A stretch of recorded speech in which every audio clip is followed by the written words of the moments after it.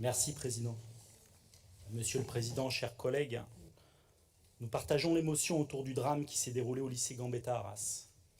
3 ans après l'assassinat de Samuel Paty, c'est une nouvelle fois l'école, cœur de la République, qui est lâchement frappée.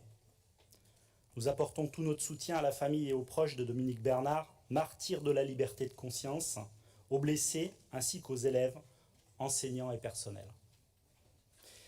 Il est plus que jamais nécessaire de former à la diversité du monde, aux échanges pour cheviller la démocratie comme rempart à l'obscurantisme. Le fanatisme et la barbarie n'éteindront pas l'esprit critique, la liberté et la tolérance, creuset de notre République. Nous souhaitons également condamner fermement les attaques terroristes lancées sur Israël. Ces crimes ignobles sont injustifiables. Nous sommes solidaires des populations israéliennes et palestiniennes et refusons toute forme de punition collective en violation du droit international. C'est dans ce contexte géopolitique particulièrement périlleux, couplé à un contexte climatique désormais catastrophique, que l'augmentation de la pauvreté dans nos territoires s'inscrit. Il est urgent d'enrayer la fabrique de la pauvreté, pour paraphraser le rapport particulièrement inquiétant du Césaire. 40% de la population de Nouvelle-Aquitaine vit en dessous du revenu décent.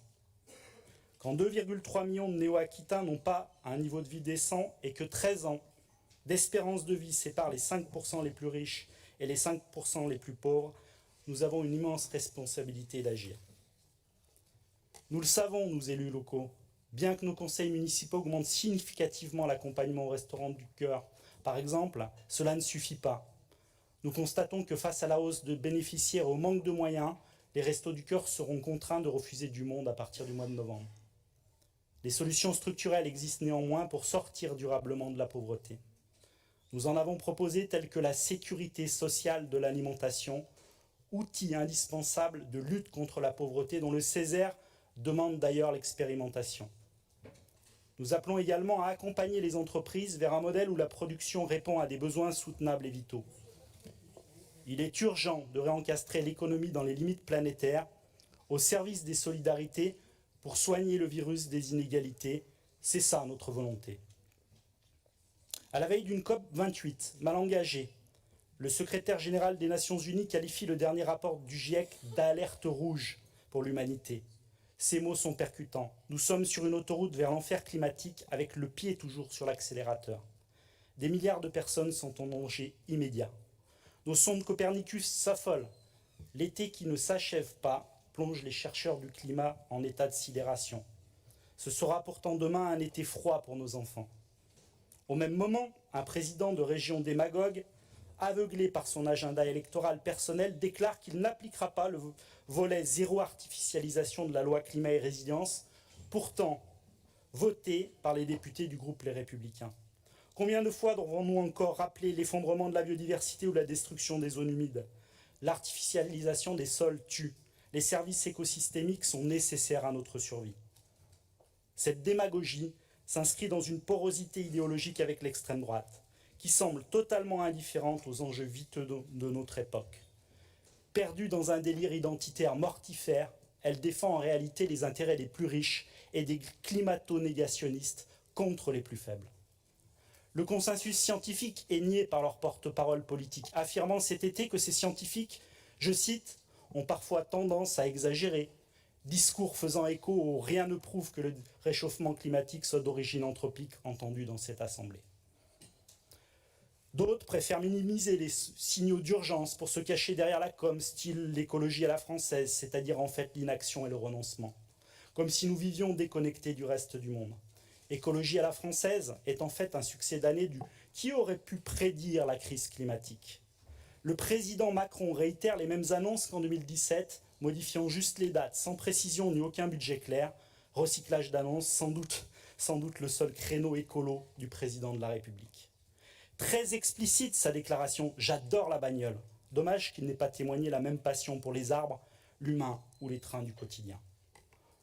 Au moment où le modèle de financement des régions se fragilise, l'État ne peut fuir éternellement ses responsabilités. Si la France veut tenir ses engagements européens pour le climat, cela impose un nouveau contrat avec les régions, chefs de file et échelons essentiels de la transition. La coordination des élus écologistes, présente lors du Congrès des régions de France, a notamment réaffirmé sa proposition d'un nouveau contrat d'engagement pour les transports entre l'État et les régions. Il est temps de passer aux actes et de considérer les régions avec sérieux, en leur donnant les moyens d'assumer pleinement des politiques écologiques ambitieuses. Nous le savons, moins les politiques d'atténuation seront ambitieuses, plus les politiques d'adaptation seront compliquées, voire impossibles à mettre en œuvre. Tous ces exemples montrent que la punition pour tous, et notamment les plus modestes, c'est en fait l'absence d'écologie, et oui, qu'il n'y a jamais d'écologie sans les écologistes. Un dossier symbolique dont nous reparlerons aussi pendant cette plénière. L'eau. Dans une actualité particulière liée aux récentes décisions de justice, l'annulation de 15 bassines en Charente et dans la Vienne corrobore notre analyse, soulignant l'inadaptation. La décision de justice épingle, je cite, des surdimensionnements, des inexactitudes, omissions et insuffisances, que les projets ne sont pas associés à de réelles mesures d'économie d'eau et ne tiennent pas en compte les effets prévisibles du changement climatique, et conclut à une erreur manifeste d'appréciation de la préfecture dans la mise en œuvre du principe de gestion équilibrée et durable de la ressource. Soulignons que c'est grâce aux écologistes, nous en déplaise, qui agissent pour une gestion équilibrée de l'eau, que la région ne finance pas ses bassines jusqu'à présent. Dans ce contexte, votre proposition de délibération sur l'hydraulique agricole paraît ou pourrait aller dans le bon sens. Et tant pis si vous n'avez jamais accepté notre proposition de moratoire pour sortir des guerres de l'eau. Nous serons force de proposition via nos amendements pour vous accompagner vers une vraie approche globale sur ce dossier. Il faudra néanmoins faire preuve de cohérence, Président, car si le président de région ne finance pas directement les réserves de substitution, il devra d'abord se mettre d'accord avec lui-même, c'est-à-dire avec le président de l'agence de l'eau, en ne finançant pas non plus par là les projets aberrants de bassines non conformes au Code de l'environnement. Sinon, Monsieur le Président, chers collègues, à quoi ça sert de ne pas financer les méga-bassines en région Nouvelle-Aquitaine si on préside une agence de l'eau qui finance les dites bassines avec la facture d'eau des usagers? Le vrai risque, nous ne sommes pas dupes, c'est que les agences financent les bassines et la région les tuyaux, voire beaucoup plus, mais nous en reparlerons sans doute cet après-midi. Plus globalement, à quoi ça sert d'affirmer la nécessité de préserver et reconquérir la biodiversité avec le programme Natura 2000 si en même temps on détruit 5000 hectares inestimables dans notre ruralité pour une LGV? À quoi ça sert de déployer une politique tourisme durable si en même temps on finance des pistes de ski synthétiques en plastique? À quoi ça sert de prôner la décentralisation au niveau national si en même temps on déménage les territoires en vidant Limoges et Poitiers de ses hauts fonctionnaires régionaux au profit de Bordeaux et qu'on centralise de plus en plus d'ailleurs, le pouvoir régional? Osez, Président, osez. Faites sauter ces verrous qui vous enferment et nous serons à vos côtés.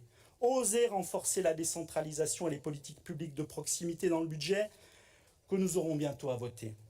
Dommage aussi de constater des retards d'exécution se traduisant par des annulations budgétaires dans des secteurs importants, culture, formation professionnelle, lutte contre l'illettrisme, emploi associatif, aménagement du territoire, ou encore secteur de la jeunesse, dont le logement des jeunes par exemple. Quant aux orientations budgétaires, elles méritent également mieux, en phase et d'être en phase avec nos territoires. Moins descendantes, imaginez plus en concertation, notamment avec les collectivités locales et les associations. Pour finir, nous vous proposerons 2 motions pour faire gagner la vie. L'une réaffirmant la trajectoire de sortie des pesticides de synthèse, dont le glyphosate, au moment où la région Bretagne se propose d'être territoire pilote pour l'expérimentation de sortie du glyphosate. L'autre pour enrayer la détresse psychologique de notre jeunesse malmenée. Hubert Reeves, grand astrophysicien et défenseur acharné de la biodiversité, à qui nous rendons un hommage appuyé ce jour, restait optimiste quant à la prise de conscience et disait « Peut-être qu'on va garder la Terre habitable, peut-être qu'on va même la garder agréable. » Président, chers collègues, l'écologie c'est la vie, c'est retrouver le goût de l'avenir pour toutes les poussières d'étoiles que nous sommes. Je vous remercie.